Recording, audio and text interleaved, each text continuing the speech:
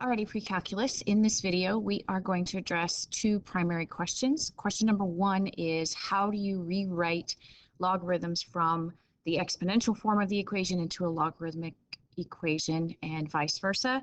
And then the second question is, how do you actually use the three properties in order to expand and condense equations? And so let's get started. First of all, let's look at number one. Log base 2 of 64 equals 6. Another way of saying this is, what exponent must I raise to 2 in order to get 64?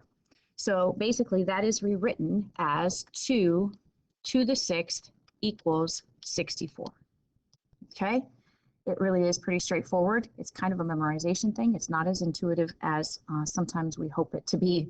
Number 2, what exponent must I raise 4 to in order to get 1/64th. All right, so I must take 4, he's the base, and I must raise it to the negative third power in order to get 1/64th. Okay, over here, log base 10 has some interesting properties on its own. We will discuss those. All right, what exponent must I raise 10 to in order to get 0.01, 1/100th? So 10 is the base. What exponent must I raise it to? It's right here, negative 2.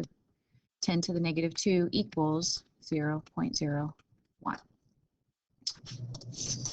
All right, part 2 here is that we're going to expand expressions. And the proof of this is in your curated set of resources that you will use in your HyperDoc that you get today. But what I want to make sure that we understand is that expanding is basically using that word log repeatedly. And the reason that we do this is for the same reason that way back in 6th grade you learned how to use the distributive property, because it helps you in solving equations later. Okay, so just keep that in mind. There's a method to the madness. Okay, so let's take a look at this. Log base 6 of 3x. Notice there's no equal sign, so it's not an equation yet. It will be soon, I promise. All right, that can turn into log base 6 of 3, and we can say log base 6 of x. But what can we do with those two quantities? Well, in exponents, when we are multiplying two like bases, we actually add exponents. So in pulling, because we're multiplying here, when we pull them apart, we're actually adding. Okay, so that is the expansion of that. Now, log base 2 of x over 5, if you think about exponents, when we're dividing exponents, we are actually subtracting. So we can pull this apart, log base 2 of x and log base 2 of 5. And in exponents, once again, when we divide like bases, if we had, for example, x to the third over x to the first, we would take 3 minus 1. So we can subtract these because technically those quantities are exponents and it is expanded. Okay, so next up we have log base 10 of xy squared. Now this one's going to be pretty interesting. We're going to watch what happens here. Okay, so it is multiplication here. So we're going to pull it apart using addition. So we have log base 10 of x plus log base 10 of y squared. Now this poses another problem, and we're going to use the product property. And it's very interesting, and this 2 right here, in order to expand, that 2 has simply got to jump over here.